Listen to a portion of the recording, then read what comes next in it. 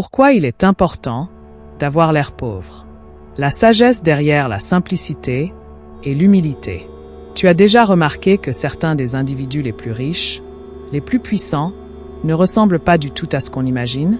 Pas de bijoux extravagants, pas de vêtements de créateurs criards, pas de voitures clinquantes. Pourquoi? Qu'est-ce que cela cache vraiment? Aujourd'hui, on va plonger dans un concept souvent mal compris, l'importance d'avoir l'air pauvre. Tu vas découvrir comment cet état d'esprit, pratiqué par de nombreuses personnalités influentes et des sages à travers les âges, peut transformer ta vie de manière radicale. Section 1. La sagesse des anciens, l'humilité comme protection. Dans de nombreuses cultures à travers le monde, les anciens ont toujours prôné une vie simple et humble. Pourquoi? Parce qu'avoir l'air pauvre, c'est aussi adopter une posture de détachement et de protection. Prenons l'exemple des anciens royaumes au Cameroun. Les chefs les plus respectés et sages vivaient souvent dans des habitations modestes, préférant garder une apparence sobre. Ils comprenaient que les apparences peuvent attirer la jalousie, les rivalités et même des ennemis. En choisissant l'humilité, ils se protégeaient tout en se connectant à des valeurs plus profondes. Le respect, la discrétion et la sagesse. Exemple, pense à Aliko Dangote, l'un des hommes les plus riches d'Afrique. Tu ne le verras pas dans des tenues ostentatoires ou exhibant sa richesse. Pourtant, il gère un empire. Pourquoi? Parce qu'il sait que la richesse n'a pas besoin de faire du bruit pour être puissante. 2. L'art du détachement. La véritable liberté. Avoir l'air pauvre n'est pas simplement une question d'apparence, c'est un état d'esprit. Cela te permet de te détacher du matérialisme. Et quand tu te détaches des biens matériels, tu retrouves une liberté extraordinaire. Tu n'es plus esclave de la dernière mode, de la dernière voiture ou du regard des autres. Tu reprends le contrôle de ta vie. Dans une société où la consommation est devenue une course sans fin, le détachement devient un acte de rébellion et de sagesse. Imagine, moins tu te préoccupes de ce que tu possèdes, plus tu as d'espace mental pour te concentrer sur ce qui compte vraiment. Ta famille, ta santé, ton épanouissement personnel. Exemple, Steve Jobs, le fondateur d'Apple, qui malgré sa fortune, portait toujours un simple pull noir et un jean. Il comprenait que sa valeur ne se trouvait pas dans ce qu'il portait, mais dans ce qu'il créait. Section 3.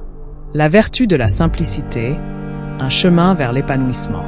La simplicité dans ta vie quotidienne ne signifie pas abandonner la qualité. Au contraire, elle permet d'apprécier ce qui est essentiel. Pourquoi passer ton temps à rechercher la dernière tendance, quand tu peux investir ton énergie dans des choses plus profondes? Prendre l'apparence d'un homme pauvre t'aide à mettre en lumière la richesse intérieure. Le fait de ne pas succomber à la pression sociale de paraître t'offre un accès direct à la vertu, la paix intérieure et la satisfaction de mener une vie alignée avec tes valeurs. Histoire inspirante, Nelson Mandela, après avoir passé 27 ans en prison, est sorti avec une humilité impressionnante. Il ne s'est jamais concentré sur la richesse matérielle, mais sur l'importance de la paix, du pardon et de la justice. Il est devenu une icône mondiale non pas à cause de son apparence, mais grâce à sa sagesse.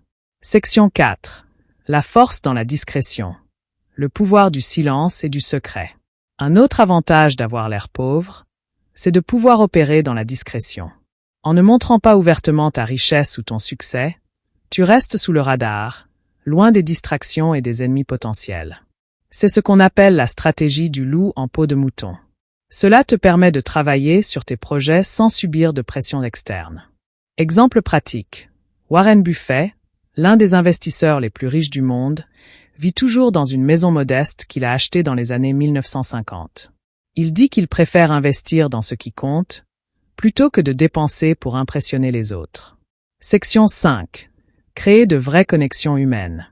L'importance de l'authenticité. L'une des plus grandes vertus d'adopter une apparence modeste est que tu attires les bonnes personnes dans ta vie.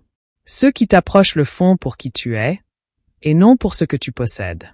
Tu te débarrasses des relations superficielles et tu cultives des connexions humaines plus profondes, basées sur des valeurs communes et un respect mutuel.